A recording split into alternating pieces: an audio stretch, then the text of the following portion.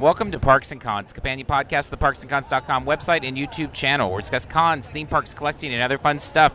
It is May 21st, 2022. I'm your host, Sean. I'm here with Carmel. Hi there. Parks and Cons, your on-the-spot podcast, which is the heart of the actual best conventions and themed entertainment events around. Today we are recording on the floor of Comic-Con Revolution. If you are tuning in with us via YouTube, you know we're using the director's view, so we're in the shop, but also we are in the cosplay area here, so we're seeing a variety of characters making their way around and just guest shopping and having a good time and all of that. And if you're audio only, we will be describing as much as we can, as we have for the last, I don't know how long we've done this, 6-7 years, whatever it is. Lots of episodes there. So, Comic-Con Revolution. They came back from the pandemic with a December show, and that was well attended the week before Christmas. It was a ton of fun. It was great to get back on the floor and all this. And now they are back with their more normal version of the show here in the May slot here, end of May. And it's been a really good time. As we're recording this, it is Saturday, almost 3:30.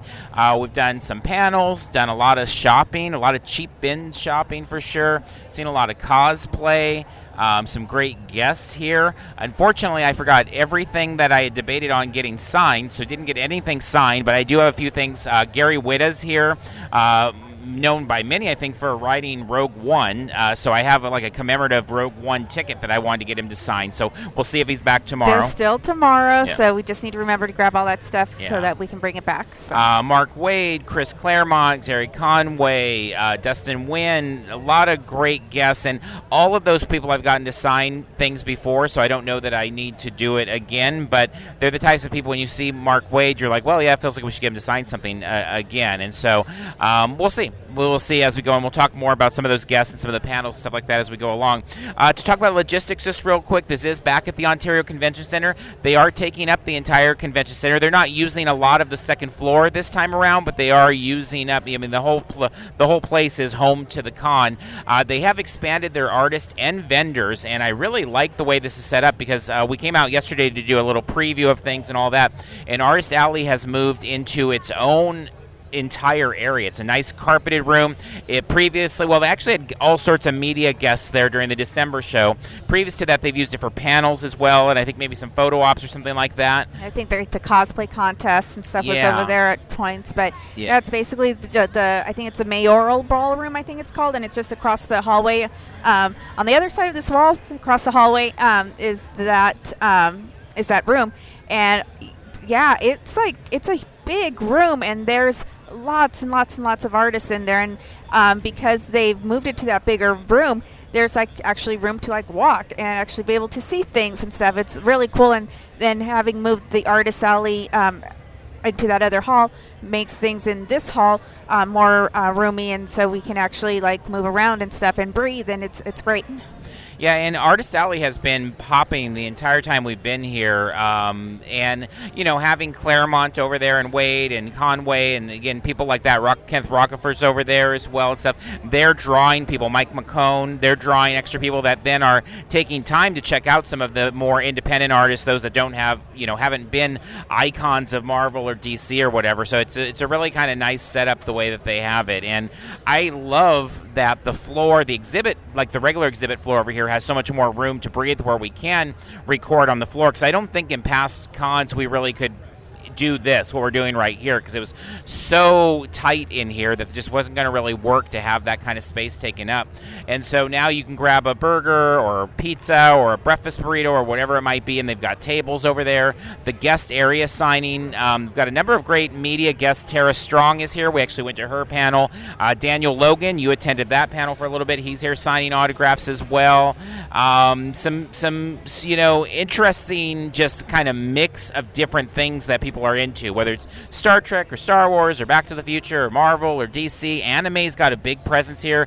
Several voice actors for that. I've seen a ton of Demon Slayer cosplay, Naruto, Dragon Ball, of course, things like that as well. So I think it really does a good job of serving a lot of different people, but I do think at the core, it's really a convention built for me, because it's it is so much about the comics. I mean, the comics are at the core of it.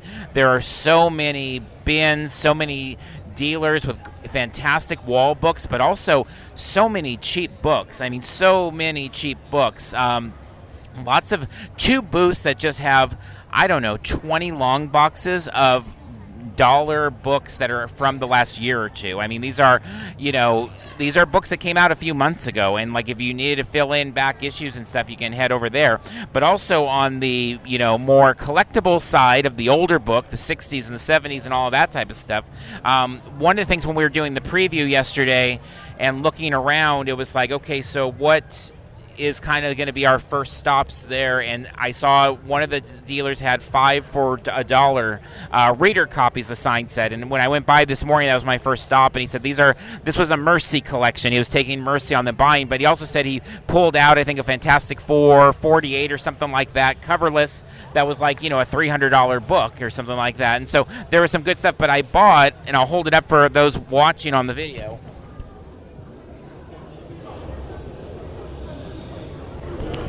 I mean, it ended up being like nearly $20. I think it was $18 or something of these 20-cent books. And sure, I mean, they're almost all beat up pretty good, but there are some really great things mixed in there. Fantastic Four 155, the Silver Surfer cover on there, a Thor 182 with a Doctor Doom cover, and of course I'd rather have these in like pristine shape, but I'll take them in any shape over no shape sometime.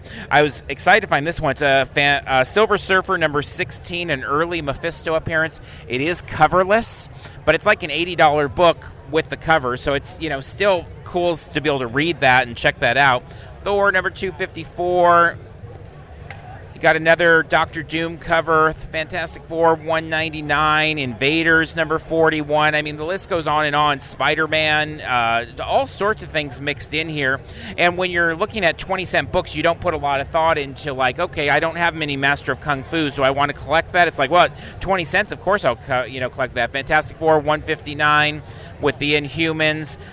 It was funny finding Marvel Premiere featuring Man-Wolf number 45. I bought a really nice cover of this at Comic Fest last month for like $20 or something like that. First appearance, it was 20 cents now. Batman Annual number 5 from 1963, coverless again. A nice looking Marvel's Greatest Comics with the Mad Thinker number 77. Just a really fun thing. And then I'll take all these and I'll bag and board them, and I'll end up selling some of them. Like I'll sell some of those coverless ones and probably get the money back on them. So it was just a really fun time going through the bin. You and I kind of had our separate rope drop plans. So what is the first booth you're going to hit? And you made your way to a different spot. I did. So really quick, going back to the logistics, I don't think we got into price and stuff yet. You kind of skipped up all that, but so it's a very reasonable convention. So it's 2 days, Saturday, Sunday. I think it was like 10 to 7 on Saturday, and I want to say 10 to 7 on Saturday, 10 to 6 on Sunday, I think.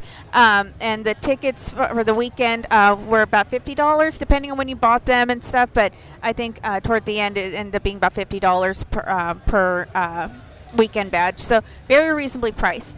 But going back to this morning, it wasn't like I was trying to rope drop it or just rush over there, but yesterday when we were here and we saw the snack bar and they had the menu out, I remember that when we were here in December, we had gotten a breakfast burrito, and it was a really good breakfast burrito. And so I said yesterday that I was planning on waiting to have breakfast until we got here in the morning, and then I was going to have my breakfast burrito here. And so, yes, you took off to your 20 cent books bins, and I went to the snack bar and got my very good, very tasty breakfast burrito. It was like a bacon burrito with like bell peppers and cheese and stuff. It was very tasty. So that was the spot that I hit first. And it was really good. You split it with me, and it was really, really good. In fact, that's one of the things this convention center, I know we've before talked about, just they're really tight with like their security and not having food and drink from outside, and that can be problematic sometimes, stuff like that you just can't, they don't want you to have a granola bar in your bag or whatever. But I will say the food selection, I think, here is a little better than most convention centers, but also I think the prices in some cases, I mean, later on in the day you went to get us, you got a burger, And you ended up getting basically 3 meals for $40 because we also, our friend Jennifer was there. Yeah, it was 43 or 44, but with drinks, food, burgers, basically burgers, hot dogs, chicken tenders type stuff with French fries. Yeah, cheeseburger and fries is $13. The breakfast burrito this morning, I want to say, was $7. The sodas and the bottled waters, it's not an ideal price. They're $5 per bottle, which, they're the 20 ounce size drinks and stuff. So $5 for this is far from ideal, but I guess it could be worse since they basically force you to purchase their stuff. So yeah, a pretty reasonable price. I think the chicken tenders and fries were $13 and stuff, and they have nachos, and there's the food trucks outside. I haven't even gone out there to even see what food trucks are there, but there are food trucks available and stuff. So definitely a decent selection and good food. And so the lunch we had, I had a hot dog, you had a cheeseburger, Jennifer had the chicken strips, and I think we all liked the meals quite a bit. And like I said, good. Inside they have nachos and different types of other foods and stuff, pre-made sandwiches, and they all look really good. So yeah, the food selection's pretty okay here. Yeah, I really enjoyed it. I thought it was some good stuff there. In terms of, let's just, I guess, hit a couple other things with just the shopping side of things. Comic-Con Revolution does have a new store here, which they had their own store. They've done a really good job over the years of their merch and kind of expanding what they offer in terms of merch. They've got hoodies and glasses and all sorts of really great stuff, drinking bottles, things like that. It feels like every time, it doesn't feel like it is every time they've expanded that, but they also built a whole new store for it. So as you enter the convention center, it's nice carpeted. It looks like something I told him when we were meeting with a friend Mike yesterday, and that runs the show, one of the showrunners, and said it looks like something out of Toy Fair or something. This is a really professional, nice carpeted booth, and so they have great stuff there as well. Lots of toys on the floor, mix of, those kind of the Black Series and the Spawn figures and all of that, more modern, not a ton of vintage, a little bit here and there. I saw my, that Godzilla that I'd love to get someday, the Shogun, 1977, I believe it is, Godzilla out there, but no toys. I haven't bought anything outside of comics. It's really all been about those, and so actually, extending that, next to the 5 for $1 bins were 2 for $1 bins at a different dealer, and so I ended up picking a few of those up, some Batman and the Outsiders, around the 20s and 30s that I needed, Marvel Team Up Annual King Size #2, Spider-Man and the Hulk, love that cover, a Marvel 2-in-1 Thing and Warlock, Hawkeye #1, which was a book that was pretty hot a few months ago before Hawkeye came out, and I have that one. It's kind of beat up copy, but still a Green Lantern I love this one. DC, I've never seen this cover actually. DC Special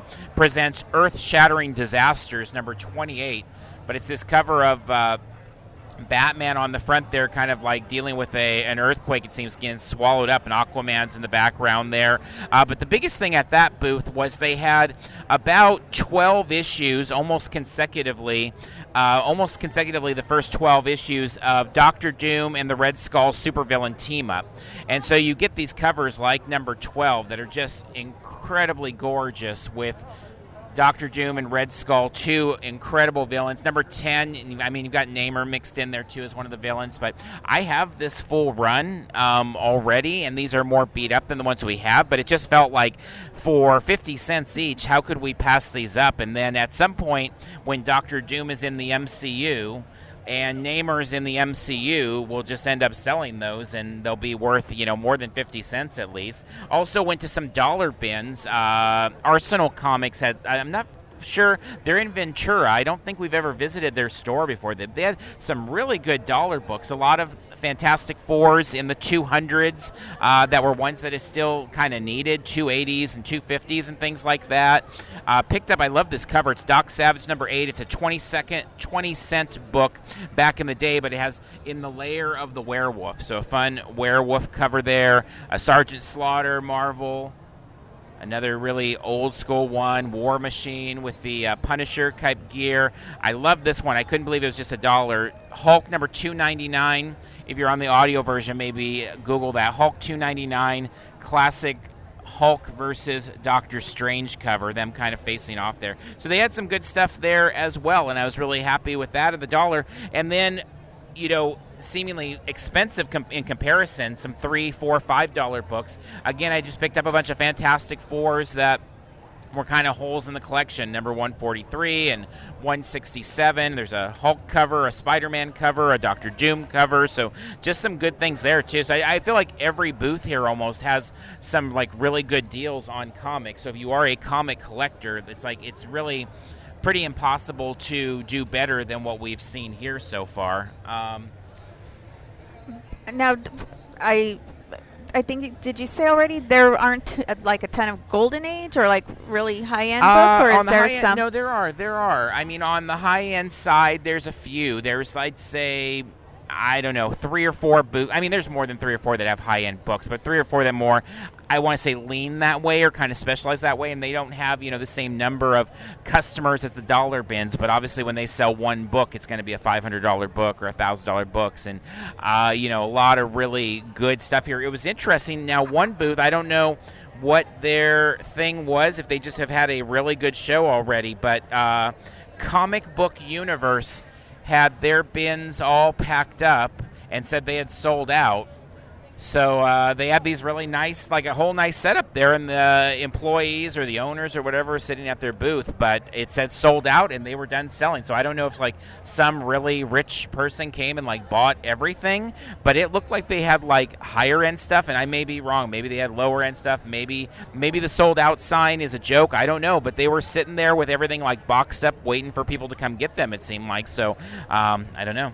That's very odd. Yeah. Had you noticed them before they sold out to even see what they had? I may have grabbed video earlier. I'll have to look when we put together the overview video and see if there's anything, but no, I don't know. I was just surprised because I was running around trying to get video, and we will have an overview video that kind of shows some snippets from the panel, some around the floor, Artist Alley, all of that, and when I was doing that, I noticed, well, that booth is just gone. Well, not gone. Like I said, they were sitting there, but they said sold out and they were done, so. Yeah. That is very odd. Yeah.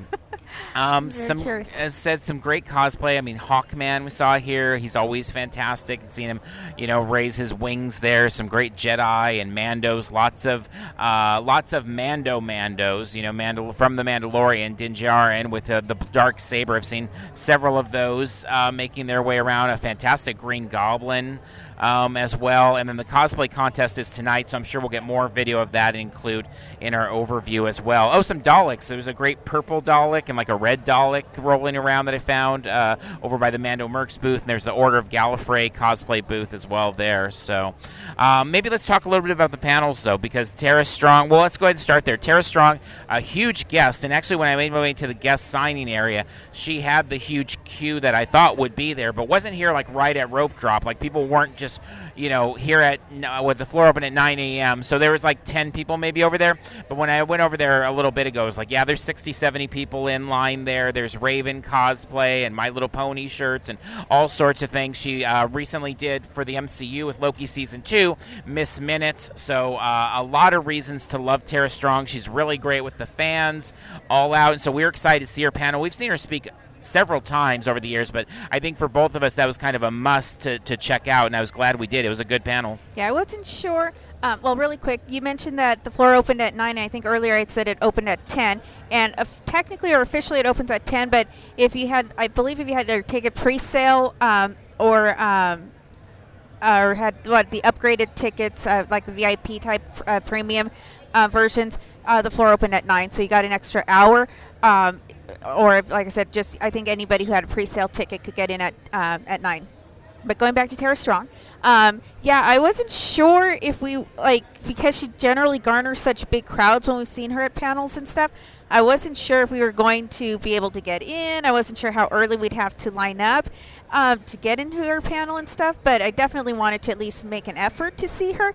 And fortunately, I did, and it was interesting because I don't know. I'm guessing it's because this is a smaller show relative to like a Comic-Con or a WonderCon or a Celebration type of thing, and it's also out in the Inland Empire, so there aren't as many of these size shows out this way. So I think the clientele isn't are the attendees aren't like used to lining up super early, because we got there, and I think I got there about 30 minutes before the panel, and there was like maybe 3 or 4 other people in the room. And I'm like, this is kind of weird. I'm like, this is going to be awkward if we can't fill up this room, because it wasn't even a huge room. But I'm like, this is going to be kind of weird if we don't fill up the room. But then, like, right before 11 was when her panel started, all of a sudden the room filled up, and there was standing room only and stuff. And I was like, okay, so I guess it was packed. Yeah, I mean, was there nice. was all sides of the room, all 3 sides, obviously not in front of the stage, but just had not only people standing, but like sitting on the ground in front of them. I mean, it was full capacity for her, and she put on a great show. She is such a good entertainer. She's so good about jumping into her voices. I know it's always interesting when we see sometimes voice actors, and I'm trying to think of a particular one that I know we've seen that just doesn't do many voices, and you're kind of like, oh, that's kind of odd, because you would think they jump in. But she is just constantly jumping into new voices from start to finish. Yeah, she's really impressive in that way. And she's talking about being 49 years old, and still doing all these things, and having her kids who are now, like, I think she's at 17 and 20, and now they kind of think she's cool again, because like their friends are into different voices that she's done. And so she'll like I think she said her son has asked her to do I can't remember which voice, but a particular voice or whatever for his friends and stuff, and now all of a sudden she's kind of cool and stuff. But yeah, she's just a great entertainer. I mean, she's answered the questions of like, what do you do to get better or get into that industry, that line of work type of thing. And she talked about how important like improv classes are, because it helps with the acting and being able to jump singing, around. She talked about singing lessons and acting and specific acting classes and stuff. And she's just like really open about her experience and stuff. And she acknowledges that she's very lucky and stuff. I can't remember her exact wording, but basically she was lucky with like the confluence of a situation where all of a sudden she got all this work and stuff, and then got to be known for that. But she does do regular acting or in person live action type acting as well and stuff. But her voice is she's been doing them since she was 13 years old and stuff. And it was just really impressive. Now, that panel, we haven't done this in quite a while, but we did record the full panel. Full panel already on the channel. Yeah, so if you want to see it, and it's very entertaining, it is there, and you can take a look at that and see it. But yeah, she's funny. She talks about how someone asked the question, like, when you're just walking like through your house down the hallway or in the kitchen or whatever, what voice do you like hear in your head? And she's like, she said a few times that she's like crazy because she has like all these voices in her head. So she's like, you all like talk to yourselves, right? And we're like, yeah. And she's like, well, imagine that, but with all these voices in your head. So that's just me going through my house. It's just like having all these voices arguing in my head and stuff, or talking, or one voice is telling me, oh, you weren't very nice to that person. The other voice is like, but they deserved it. They were they're not nice people, type of thing. And it's like, I don't know. And the way she describes it, it's just kind of cool. And she's, like I said, she seems like just open and kind of enjoying her time, and I think appreciates the hand she was dealt and stuff. And so she's really just entertaining, and the fact that she can jump from voice to voice all the time is always whatever doing that, it's like really fun. One thing she said that I really thought was great, because I mean, you and I don't have any interest in, like, we've never wanted to be voice actors or do anything in Hollywood or anything like that, but a lot of people in these audiences at these cons are, and she's was just talking about the idea that in most every other form of life in terms of work, like if you want to be a doctor, you just work hard, you go to school, a dentist, etc. Like, these are things that may be incredibly difficult again, but that you can be the most talented sometimes, and it just doesn't quite. You got to be the right place, right time, the networking. There's so many different skills in that, and so she's very appreciative again of the time that she's had, and obviously she's in a really good place right now with Disney and Marvel. She talked about that, like how surreal it is to be part of Loki's, and being part of Loki season 2. And there is a question. This is what it's just insane with how YouTube works now and how hard it is for people to see videos. And I knew this once we had that Peacemaker video up from San Diego Comic-Con Special Edition. I mean, we have John Cena in his Peacemaker outfit at Comic-Con, and no one else had that video, and it only got a few thousand views, and we're like, yeah, this is a different world with the way the algorithm works these days. But so we put up a video, a separate one, just for people interested in the Miss Minutes Marvel part, and it's like 4 or 5 minutes of her talking about that. It's getting so little traction, and I'm like, I know, like, so many MCU fans would love to hear this, so many Tara Strong fans would love to hear her reaction. So anyway, we do have those videos on the channel if you're interested, and there's some good stuff there. Yeah, and in regards to Miss Minutes, she was, I don't remember what question prompted it, but she is hoping or pushing or wishes that Miss Minutes would actually come to like become real life or whatever, or real character, so that and that she could play Miss Minutes like as her kind of like a manifestation the way Legends of Tomorrow did with Gideon, where Gideon went from, if you're familiar with that show, from being an AI voice to being the actual actress playing it. Or so of course she just liked to be, she likes to act beyond just voice acting. She likes to act that way too, and that was kind of her roots. Yeah, so I think that'd be cute for Miss Minutes to become a actual human being and stuff. Although Miss Minutes is really cute as a clock too, but hopefully she wouldn't say that way the entire time. But yeah, it was just a really energetic, fun panel to watch. And again, we've seen her before, but she's like doesn't fail to like entertain, and so it's really a fun, energetic panel to sit in. Yep, definitely.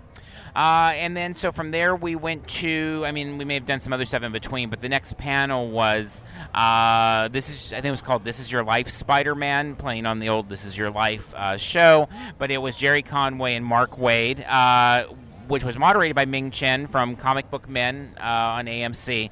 But Jerry Conway and Mark Waid, two, to say legends, it's, these are, again, like your Neil Adams and your George Perez and stuff, where it's like, well, that's an understatement to say they're legends, but two legends up on the stage talking about their contributions.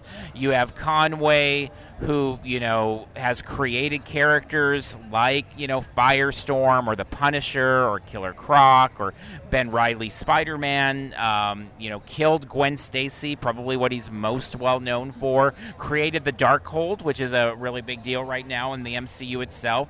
You've got Mark Waid, who, created the Speed Force and the idea of, the S means hope for, on Superman's chest. And Kingdom Come is, I think, one of my favorite pieces of literature ever on its own, and that's, Mark Waid. So you have the two of them up there just talking Spider-Man and comics and career and Stan Lee and the movies and the TV. It really was pretty wide-ranging beyond just Spider-Man, but it was like, it was interesting because it's been a couple months since I've noted, like, I don't think I had any for WonderCon of, like, my most memorable moments, where it's like certain times things hit me and I'm like, okay, at the end of the year when we do our most memorable moments of the year, I'm going to put on a list. And this one, as soon as we sat down, because we were able to get a seat right in the very first row, and sitting right in front of us, like 3 feet away, 4 feet away, something like that, is Jerry Conway. And you're just like, all of the history that he's contributed. And then Mark Waid comes, and all the history, so much of the world we live in is contributed by them. And I love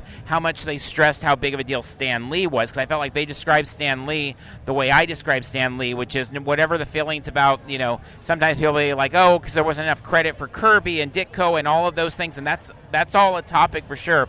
But Stan Lee beat the drum for comics when no one did, and he beat it all the way to the world we live in now, where we're surrounded by all that stuff. So I love there's kind of this really awesome tribute in the middle of the panel to Stan Lee as well. And I absolutely love the panel. It's one of the best times I've had at a comic panel in years, and I've had a really good time at a lot of comic panels. I guess it's a little slanted with not having any cons for that year or so before, but in general, it was just a really fantastic panel all the way around.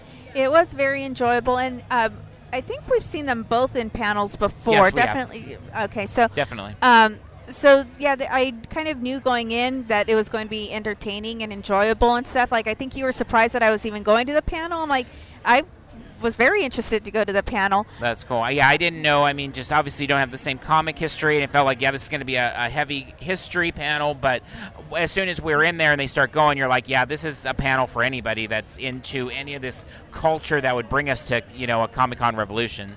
Yeah, and so I thought it was great how they interacted with each other. So Ming was at the podium and, kind of interjected a few questions here and there. But I thought it was awesome because Mark Waid kind of took on He ended up kind of running the panel, yeah. Yeah, and he was kind of like almost interviewing Jerry at points and stuff, or Conway at points. And they were just kind of having this very cool conversation, and then if the lull would happen, then Ming would jump in with a question and stuff. But they just both seemed to be like very like good-hearted and kind of seemed to be enjoying having the conversation and stuff. It was a really positive panel and stuff, and it was kind of funny when Conway, was talking about when he started writing Spider-Man, and he was all of 19 years old and stuff. And what was the phrase he used to describe himself? He described himself as an ambitious little bee. And I thought that was just amazing. He didn't say bee, though. He said the full word. He said the bad word. Ambitious little bee is how he described himself as a kid coming up in the Marvel system there. It was quite funny. But, yeah, there was so many laughs in the panel. And I loved the room was filled with, like, all ages, all genders. It wasn't like this felt like the type of panel where, like, this could easily be, like, the middle-aged to older white guys, sitting in there, like, old school, stereotype of comics. Like, it was not that at all. There was, all sorts of representation in there and lots of different colors of hair and skin and everything else, and I just thought everybody was having a really good time. I mean, put them on their own like reality show or anything else and I would watch. I just thought it was fantastic. Yeah, it was funny because it seemed like when Conway was talking about Gwen Stacy dying in the movie that he it wasn't until then when he heard all the people gasp in the theater and stuff that he kind of finally was able to appreciate people's response to that, because it just didn't hit him in that same way, I guess, when it was in the comic book and people were sending him hate mail. He didn't fully appreciate it, but then being in the theater and hearing everybody gasp, and which he thought was kind of odd because it's like you knew it was coming if you knew the comic book. And I think Wade commented, it was like a 50-year-old spoiler or something like that had been out there, but obviously not everybody had read the comic books at that point and stuff. And so it wasn't until then that he kind of appreciated, the gravity of this, of what he had done and stuff. And so I thought that was interesting. I mean, they talked about so many interesting things, and we did not record that panel, but there was at least one other person there recording the panel, so I'm sure it's on YouTube somewhere. But yeah, just really fun, energetic panel, and they were telling, these stories, and they both seemed to, I think someone asked, I can't remember the exact question, but kind of asked them like how it feels when their stuff is like referenced in the movies and stuff, and like, and Wade was like, well, I'm going to take the positive route in this, so he didn't get into any of the negative aspects, but he's like, he made a reference when he saw something in the movie. The Speed Force, I think, when they use the Speed Force as a central part of the Flash CW series, or when he saw Man of Steel and they referenced the S stands for hope, and it's like, oh. I think he said that he looked like a kid on Christmas or whatever when he looked at, but he said, he was like, we knew what we were signing up for. We were playing with someone else's toys. It wasn't our stuff, but so yeah, they did say it's kind of bittersweet to see their stuff referenced, and obviously they don't get the full recognition for it or anything like that, but I think Conway also commented on how cool it was when he heard his name in like the first Spider-Man movie or something like that reference. So they were both just very positive and seemed to be enjoying themselves and enjoying the conversation and stuff. So I was definitely glad that I went to that panel because it was definitely enjoyable. Yeah, I mean, there's a lot of surreal things about, them being there just surreal, but the things of like, it's got to be you create something, and even though it's work for hire and there's a contract and you're not going to get paid every time they say Darkhold, it has to be a weird feeling to sit in the movie and think of all the money around you that's being paid for tickets, and then it's like, I created that idea that they're using to make these billions of dollars. And also then on the Gwen Stacy side of it, to think of how much things have changed, where at the time that Jerry Conway killed Gwen Stacy off, that you would have to write a letter to show your displeasure with this decision. At that time, you really had to work hard to have your voice heard, and most of the time when you spoke, you assumed your voice wouldn't be heard more than a few people right around you. Whereas today, conversely, everybody, it feels like they have a voice that should be heard by millions, and it's not literally everybody, but so many are speaking and out into the ether, and because of social media, it's like any tweet could get picked up and have millions of impressions or whatever. So just a very different time. So he was thankful that the entire situation with Gwen Stacy happened prior to social media, long prior to social media. So But yeah, good stuff there. Some really, really good time so far. We've been hanging out with our friend Jennifer, as we said. She's here as well. And just there's so many people laughing and having a good time. As you noted about kind of the attendees and showing up maybe later, the panels, it always feels like with this con that's really a family convention. So many families coming out, in addition to, people like us that are the old school collectors that are hitting the bins and stuff. But there just feels like there's a lot of kids that are, like seeing first-time attendees, I think. Yeah, first-time attendees seeing, the Mandalorian, and they think it's, Pedro Pascal here himself. Like, it's as big a deal as that. I mean, it's a wonderful time for the show, and it's very affordable. They have great deals, and they've done a really good job promoting it, and I feel like it's just gotten bigger and bigger over the years, but in a good way. It's still a very manageable show also, where you can come in and have a good time and not have to worry about being, too stressed out about how you're going to fight to get food or drink or, the fun toy you want or whatever it might be. So it's been a good day one, I'd say. Yeah, and I did also go to Daniel Logan's panel. Yeah, go ahead and throw that in. But I think I only went about a half hour of it because then we were trying to record the podcast and stuff. The day's going by quickly, so we're running out of time. But that was a very interesting panel in that he's very energetic and oh my gosh, his conversations jump back and forth, and he's like, I have ADHD, and he's talking a mile a minute, and he's talking, I'm like, oh my gosh, and they were going on all these tangents. I'm like, oh my goodness. And so it was kind of a fun panel. I did record, I think, like a 5-minute video, I think is on the YouTube channel at this point, of him discussing like actually being Boba Fett and that role or whatever, and how what his experience was with that. But it was a video that I had started to record several minutes before and then stopped because he went on these tangents, and then all of a sudden then he finally came back to the actual question. But yeah, he's was talking, and he was about when he first got in there, he was like talking about how he like always has to kind of like slow down his talking because when he was first like acting and stuff. So I guess he was found as an actor. He did like his first commercial when his rugby coach like signed him up for a commercial or something, and then he did that, and then whoever like cast him like fell in love with him, and so then he like was in different things and stuff. But he was talking about how he basically just speaks like super fast, and so he had to like slow down and learn to enunciate and stuff so that people can actually understand him, because with the New Zealand accent and stuff, it's kind of hard to sometimes for people to understand him, and then when he's talking really fast and just kind of blending all his words together, it's really hard for him to and it was just like, oh my gosh, slow down. Because if this is the slow down version of how you speak, it's like that's kind of fun and kind of crazy. But yeah, he was talking about how when he got cast as Boba Fett, that his agent basically told him that, you're not going to get it, but we've got to try this because then you can make your money. You can put on your resume that you're the guy who was up for the role of Boba Fett and then the Star Wars movie and stuff. And he's like, okay, but then he obviously he got the role and stuff, and so he was thinking that he was going to be getting like all the gadgets like Boba Fett did in the original trilogy. And stuff, and so he had only just seen Star Wars for the first time before. He's like, because in New Zealand we're like way far behind you guys, so right. I had just like seen Star Wars for the first time or something like that, and so he was like talking about how he thought he was going to get all these gadgets and stuff, and then obviously he didn't, and the moderator was like, oh yeah, you were just kind of in your jammies, and you're like, I was like in my pajamas and stuff, and it was like, and I thought I was going to get like these things and go pew pew and all these things, but no, I didn't. And so finally, she's like, I kept complaining about it and stuff, and so Lucas, I guess, finally got them to get some like leftover stuff from Django's outfit or something like that, and gave him like a poncho. He's like, a poncho? What do I want a poncho for, or something like that? So he was just all over the place. And then he was talking about when he got cast for Clone Wars, I think, as a voice actor, that he had been like, every time he'd see Filoni, he'd be like offering to buy his coffee or buy his food and stuff, trying to like kiss up so that he could get back into Star Wars and stuff.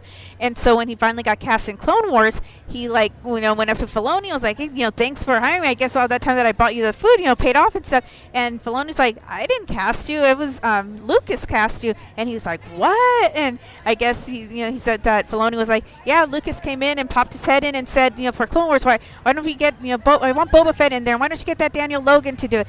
And he was like, like, oh, and he's like raised his hand. He's like, oh my God, God is calling me back or something like that. And he was just like, oh my gosh, he was like so bouncing off the walls. It's like he drank a lot of Kool-Aid and had a lot of sugar or something before he went in there because he was everywhere. That's how he always is. Yeah, that's how. I mean, I've heard him interviewed several times, and he is always like that. And he's talked about how much Jeremy Bulloch, the original Boba Fett, mentored him on the convention circuit, and really he felt like he learned the professionalism. Jeremy Bulloch would always stand up and greet, which we know we got him to sign a few things, and he would like stand up and be out from behind the table and stuff, and he just wanted to really interact. And actually, if you go on Facebook, if you're interested, you can go to Bounty Boxes, because he started his own Facebook group, which is him curating his own collection and selling, because he's a big Star Wars collector, and he sells his own things, and he does all these live streams. There's like 9,000 fans that are a part of that group.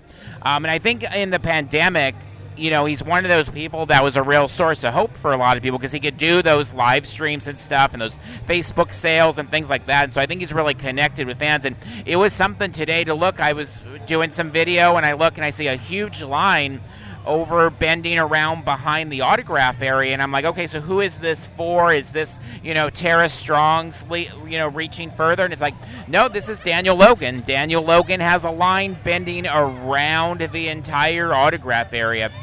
You know, and there was many years that you and I would get his autograph here or there for like $20 at a con, and he'd have no one there, but he has, you know, really picked up that mantle, and hopefully they find things to do with him in the future, meaning Disney Plus stuff. I mean, they obviously had some footage of him in Book of Boba Fett, but I think he's been a very good advocate for Star Wars, and a really just a good person in terms of interacting with fans from what I've seen. So it makes sense that he'd be out there really doing his thing at that at this panel.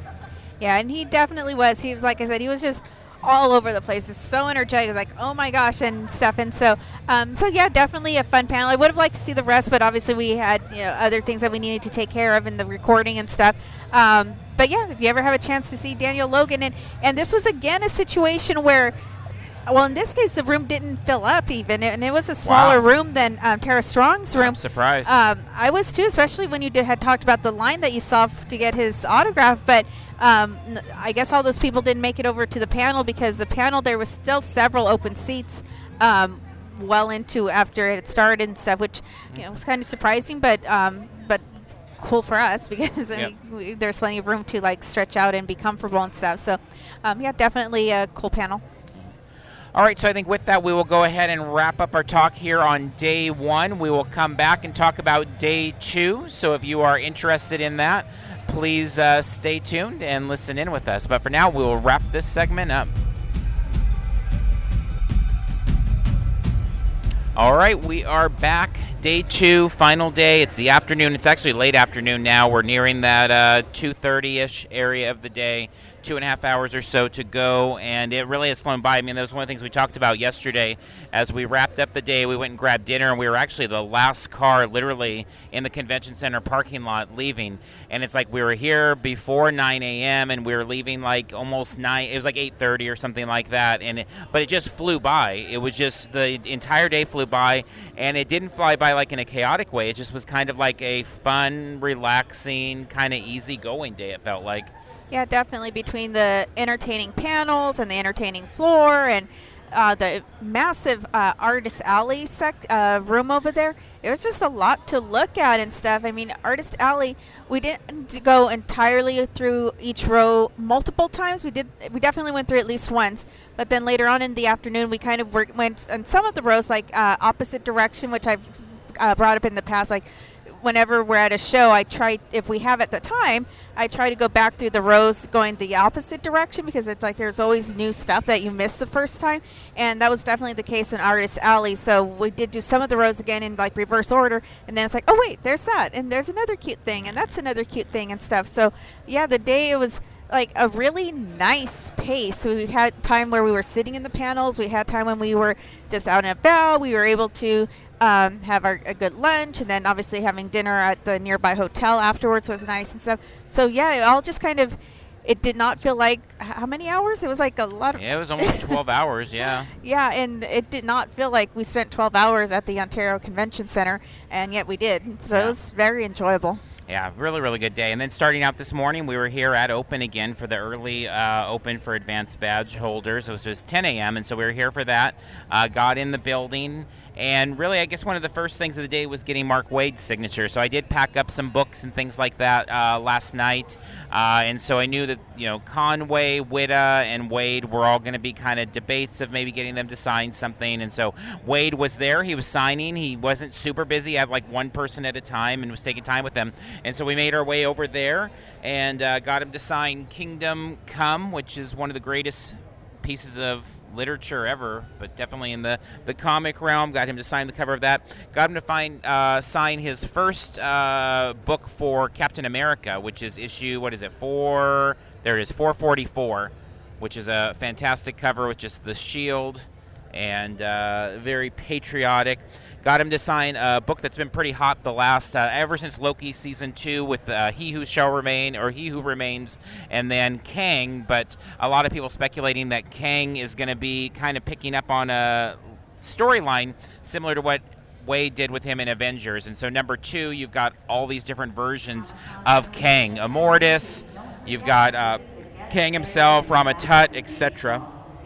And then got him to sign World's Finest number 2, simply because I couldn't find World's Finest number 1 at home. That's his most recent Batman-Superman team-up book, which is out right now, and I love it.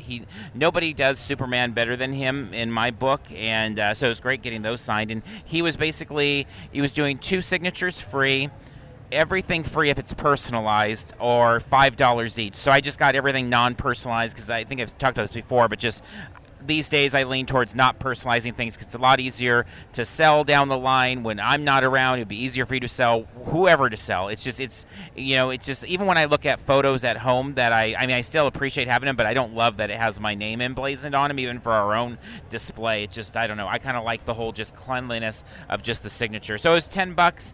We thanked him for his time, thanked him for his work. You had mentioned about thanking him for his work on the panel, particularly yesterday with Conway. Yeah, we just thanked him for that, let him know that we enjoyed the panel yesterday. And there's a woman there with him. I don't know if it's his wife or what their relationship is, but she had been in the panel yesterday, and I noticed she was like taking photos of them on the panel, but also she was taking photos of like the people asking questions and stuff. I'm guessing for like his own kind of memory book sort of thing. And so she was there, and so we chatted for a few minutes, about how enjoyable the panel was and stuff. And I thought I commented that he made a really great moderator because, Ming Chen was the official moderator, but it was kind of cool because Wade kind of had a conversation almost more with Conway, almost like just the two of them, and Ming was standing there and at times was asking questions, but it was more of a Wade just kind of handling the conversation and stuff, and running things. And so I commented that he was had made a really great moderator, and he thanked me, and he said that he realized it requires a special kind of talent to be a moderator and that he's realizes that he's good at it, and so he kind of took those reins and stuff, which was a cool thing. And he was great. I mean, obviously the man is very intelligent, he's very bright, he's entertaining, and all these other things. And so he seemed to acknowledge that he had those skills. Yeah, there's such a sincerity and an authenticity with him. I mean, one of the things yesterday in the panel, and then I kind of thought about it overnight, and then this morning as we were, getting signatures from everybody, he had just talked about growing up and living in so many different places and how those characters really became his friends because he didn't really make friends. I was like, yeah, I think that really hits for me. Like, that was the same thing growing up. I think he said he lived in... I think he said he went to 12 schools in 10 years. Yeah. And I'm like, okay, I have like double or triple that in terms of where I lived and things like that growing up. But I think that really hit. It's like, yeah, that makes a lot of sense to me. But anyway, there's just a real sincere love and passion for the medium. And so any comic conversation is going to be better if Mark Waid is like leading it or a part of it. And so it was great just stopping by the booth, and we've gotten him to sign before. I've told him how much his work means to me in the past, and so it was just kind of doing that again, post pandemic. And so it was a fun little stop there, I thought. Definitely. And then let's see. So Gary Witta. So Gary Witta has worked on all sorts of video games, and he recently wrote Batman Fortress, I believe, #1. But he's also known for his work on Rogue One. That he wrote the first draft of Rogue One. So he parted ways with Disney before Rogue One was completed, but he also is the one that like came up with the title Rogue One. So anyway, I have the commemorative ticket that I wanted to get him to sign, and we brought that with. But we found him on the floor in the artist alley, but he didn't seem like he was like there was no pens out, and he was kind of just like on his phone with his head down. And then somebody came by and was talking with him, but then it seemed like we didn't want to interrupt him, and it never really felt like he was in a mode to sign, even though he was in artist alley. And you found his social media, and he seems really affable and fun there, so I'm sure he would have been fine, but it always felt like we were going to be interrupting him, and he wasn't selling anything. Because I never mind really interrupting artists or the talent if we're buying from them, but if it's just like, hey, sign my Rogue One thing for free, it just kind of felt awkward. We don't even know if he was charging for his signature or not. There was no signage or anything. So it was just a little uncomfortable, and then it's like, well, then I thought, well, maybe let's go, because I just have a regular pen on me. We didn't have any Sharpies with us or anything like that. And so I was like, well, let's see if we can go on the floor somewhere and find a Sharpie, and then at least we'll have that in hand, and maybe it'll be like a little less awkward if it's like, here, can you sign this? And we actually have a pen for him to sign it with, versus, hey, can you sign this? And do you have a pen type of thing? So we went and we checked the whole floor, and no place was selling like art supplies like that or markers and stuff. And so we didn't have that. And then, he was just in his phone and stuff, so it was just a little odd, awkward, uncomfortable. It was just, I don't know. If we didn't want to bother him. Yeah, if we had found a Sharpie, I think it would have been like an easier, like, okay, hey, thanks, whatever, we enjoyed your work and stuff, and can you sign this? And then we would have found out if he's charging or what he's charging or that type of thing. But then since that we didn't have that, it just didn't happen. And then when we went by this last time, he wasn't at his table, so he was in a panel earlier, but I don't know. I don't think he still was in there, so I don't know. So unfortunately, I don't think that's happening. Yeah, we'll see. I mean, we'll go by. He hasn't been at his table a whole lot either, so I don't know. We'll go back by and see if he's there later, and we have the ticket and stuff. But that's kind of the Gary Whitta story. So it's been the one that kind of got away this weekend. I did want to just shout out real quick because I'm kind of going through some of the a list of things here. But Cosplay Mom 99 on Instagram, we saw her. She does some really great cosplay. If you're a Star Wars Celebration fan, you're going to see her with a bunch of interesting costumes. But she's been out here in her full-on Porg costume. So it's got the sound, it's got the wings flapping, it's got everything to it. It is fantastic. We've been getting a bunch of traction on social media with it too, and so just wanted to kind of tag her here also. Like, hey, check out Cosplay Mom 99. Really creative, interesting, innovative stuff, and I know she's got a big lineup planned for Star Wars Celebration, but it was fun seeing her and getting some video of her. Yeah, the Porg, it's really impressive, incredible, and I don't know how tall she is, but the Porg, I don't know, 5 something feet tall, size Porg, and it's furry and stuff, and it makes the cute little sounds and stuff, and just super, super impressive. But she's always has the most impressive cosplay, and we see her relatively often with the conventions and stuff, and it's always kind of cool. And this morning I saw the Porg, I'm like, oh, Cosplay Mom's here, and then you took off to go get her photo and stuff. So it's always cool to see her work because it's very impressive. So good. Okay, let's talk about the panel. We did one panel today, which was Conway on the Punisher. I think I mentioned yesterday that Jerry Conway did create the Punisher, one of his many contributions to the history of comics. And so the Punisher, but he has been very passionate about how he does not like the appropriation of the Punisher in the last few years by military, by police services, etc. And so that was kind of the focus of the panel, was kind of where his frustrations, kind of giving him a platform to talk for a while about what he thinks, of Frank Castle and what Frank Castle sees of the world, and how that doesn't really connect with these various groups that have been kind of appropriating the symbol and using it on police vehicles and pins on, Fox News and things like that. The panel kind of went, Ming Chen was moderating again, but there was kind of at least one person in the audience, maybe two, but one in particular that kind of just was making it trying to make it kind of a one-on-one conversation with Conway and kind of disagreeing with him about all all of Conway's opinions, and that was very strange. It was so, I don't think, I mean, I know this is like something that's kind of a stereotype of like nerdy things, but I don't think I've ever been in a panel where someone repeatedly is kind of telling the creator how they don't understand the character type of a thing, and that's kind of where that was going. So we actually ended up leaving about 10 minutes early or something like that, because it was great hearing Conway speak, but they just couldn't seem to get a handle on the particularly one person in the audience, and a couple others kind of chirped in with kind of things, and it didn't end up feeling like it was celebrating kind of the contributions and giving Conway as much time to talk as other people wanting to voice their opinions on things. So anyway, kind of a weird vibe with that one, but Conway was very professional and fantastic as always. So I'm glad that we did have the opportunity to hear him talk a little bit about Punisher. He did talk a little bit about the symbol at the beginning, and how Stan Lee actually named the character, and kind of how he views some of those things. And so still a fun little stop, but not anywhere near like the fun of like yesterday's panels, I don't think. Yeah, agreed. It was fine. It was cool, but it would have been more enjoyable if he had had more of an opportunity to speak and stuff. And I don't know if it required more people asking different questions or trying to take the floor, but there was several minutes there where it was just that guy in the audience who was wearing his mask, which is totally fine. We were wearing our masks in the panel room, but I couldn't even hear him, and he was just going on and on and on and on about his opinions of Punisher, I guess, because I couldn't really hear him. And it was like several minutes, and it's like, oh my goodness. And I think, I don't know, there are some moderators out there who would have wrangled that in and kept things more on track and stuff. Yeah. But in this situation, that wasn't the case, and so he just had the floor for a really long time, and no one was stopping him, and so he just kept going, and it was like, okay, or whatever. I mean, I think I was messing on my phone a little bit because I like I said, I couldn't even hear him, but he was just going on for quite a while and stuff. So it would have been nice if Conway had more time to speak, or whatever, but it was fine. Yeah.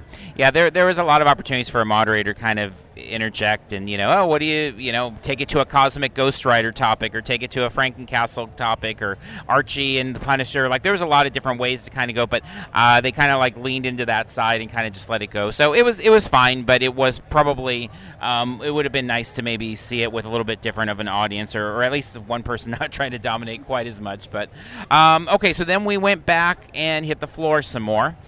When really we hit the floor before the panel and after the panel, but it kind of put it all in this part of the segment here. So first off, not a lot of big like sales. There's definitely not the fire sale vibe a lot of times when shows need to kind of clear out things. Not that at all. I mean, a few sales, a few dollar bins that became 50-cent bins, but for the most part, it's just kind of chiming along as a very regular convention in terms of, or very regular prices in terms of all of those things and stuff. Did pick up some more of those 20-cent books. Couldn't resist going back over there. Got a few more, like $6 more of those. Picked up some dollar books, some X Factor, and some Super Friends and things like that. A Spectacular Spider-Man, and just a few, maybe $10, or I guess it was 12 for 10 in that case. So picked up a few of those. So I have another stack of those. We did pick up some giveaways, which we won't go into the details of those to keep those kind of as surprises, but some giveaways to kind of add to San Diego Comic-Con stuff, to add to Star Wars Celebration stuff. We particularly wanted to pick up a few things for Celebration, and so we did that. One of the things I will say, we went by in Artist Alley. Our friend Jennifer had gone and found this artist and picked up a few things from them. But they have an Etsy store. It is Vinyl Time Custom Decals. And they do these awesome, they do all sorts of awesome things, but what we ended up picking up was a couple keychains, a Grogu and a Mando one that are really, they're like acrylic, with kind of a clear acrylic with the paint on it then. And then also some stickers. We got some Ahsoka stickers that we'll use for Celebration that we thought were pretty great. A fun WandaVision one that we'll use as some part of giveaway down the line. And then I Love You Guys, which is paying some respect to all three Spider-Men there from the recent No Way Home, but a really great vendor. They had awesome Winter Soldier stuff, Loki, Crocodile Loki. They had like little coin purses. They had kind of little pouch bags, maybe could be used for makeup or a phone case.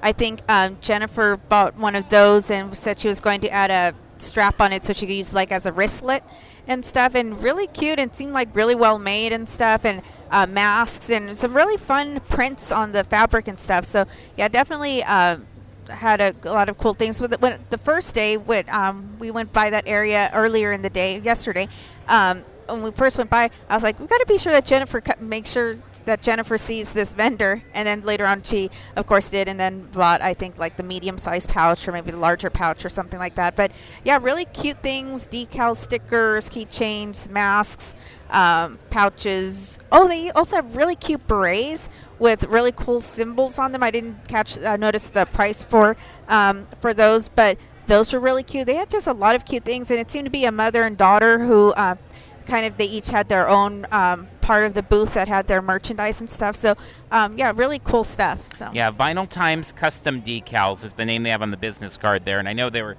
two different shops, but yeah, that's a mother-daughter and just some incredible art. There's so much great stuff in Artist Alley. I really love that they've been able to spread out. And I think, it's been busy over there every single time we've gone by. So I think that's really worked out. I love how this entire convention center is becoming utilized for Comic-Con Revolution. It's just growing and spreading, and it's absolutely fantastic. And then our last stop really before podcasting here is I was kind of debating still about Conway. So Larry Conway, we've gotten him to sign things before. We've gotten him to sign an Amazing Spider-Man. I think we've got him to sign a Firestorm. Got him to sign because he has these nice prints of a few of his key issues. So we had him sign a print back, I think it was Amazing Las Vegas in 2018 or something like that, but a print of that first appearance Punisher, and we have that hanging up at our house. And it's just just a print that is taking the comic book cover and putting it on the print and then signing it. And I love when writers do things like that. Roy Thomas did something like that where he's got all of his creations on a print and then he signs. It's just kind of fun to have something that's a very common thing for artists, but a lot of times writers don't have that. And so I love that Conroy has that. And so it was this whole debate because he was charging $20 for a print and $15 for his signature. And I did bring Captain America 149, which he only wrote a few. I think he only wrote 3 or 4 Captain Americas. But it was back in the day, an old Cap and Falcon book, not too long after actually Falcon joined, was first originally joined. It's got Batroc the Leaper on the cover, and Falcon and Cap kicking butt, and they're back, Batroc's brigade. And so I was debating, I'm like, I don't know if we want to spend $35 there to get a print and that. And then we ultimately decided to, because it's okay, I don't know when we're going to have this opportunity again. Let's just go ahead and do it. So we did that, got the $15 signature, and then got the Amazing Spider-Man 122. This is after Green Goblin, Spider-Man responding to Green Goblin killing Gwen Stacy.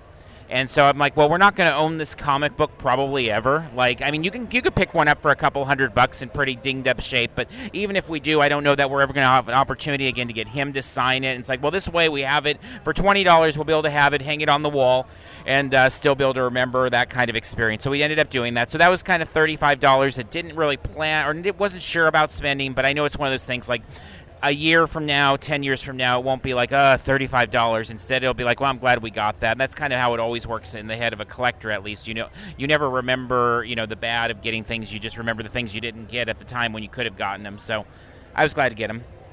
Cool. Yeah, and of course he was very nice and friendly and stuff, and very cool in doing that. And again, we thanked him and told him we enjoyed his panels and stuff, and had a little brief interaction with him. So yeah. It was a very nice, positive experience. Very good.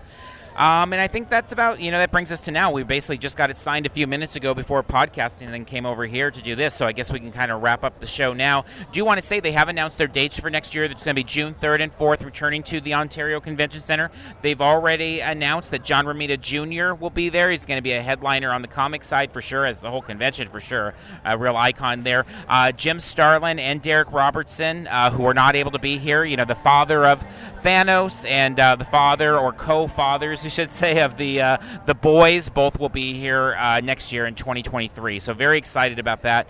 Can't wait for that con. That'll also be our wedding anniversary once again. So this year Monsterpalooza falls on our anniversary. Next year it'll be this. So I don't think we've had that many times that conventions have fallen on our anniversary, but now it looks like 2 years in a row.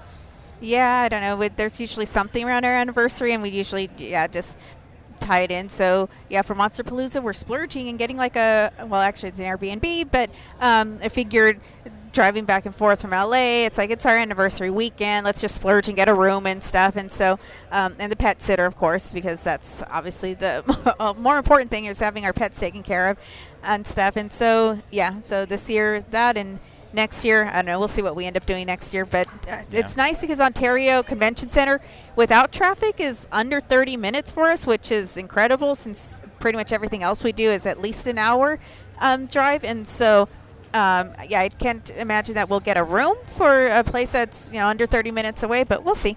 Yeah, definitely. So with that, we'll go ahead and look at the calendar of what is coming up ahead here as we wrap up here. Once again, we had a great time at the show. Congrats to everybody involved in Comic-Con Revolution. It was a fantastic job, and it really feels like, not that it didn't already feel like that in December, but even more so now, like, okay, the con's back. We're back on track. Let's keep doing this thing. So a really good year. So next up for us, we do have Star Wars Celebration Anaheim. That is going to dominate this week. I mean, tomorrow we're going to go be shooting a visual guide and stuff, and it's going to be pretty much all of our life outside of the real world work stuff for the next 7-8 days, so lots of that. We do have Monsterpalooza, as I said, right after that, June 3rd through the 5th. Haunt X, June 11th through the 12th. San Fernando Valley Comic Con, June 11th. Spooky Expo, June 18th through the 19th, and Anime Expo, July 1st through the 4th, and then Comic Con's just a couple weeks after that, so we are really rolling into that season there. Once again, we want to thank our Parks and Cons crew for all of their support. If you are a part of the crew, thank you, thank you, thank you. If you're not a part of it and you're interested in helping support the work we do, please check us out on Patreon. Also, we appreciate everybody that likes these videos or podcasts, shares them, leaves positive reviews. All of that is greatly appreciated. Once again, you can follow along with us in real time on social media, on Twitter, Facebook, Instagram, TikTok, and of course YouTube, all of them at Parks and Cons. Wrapping up here from the floor of Comic-Con Revolution 2022. Until next time, we'll see you in line somewhere.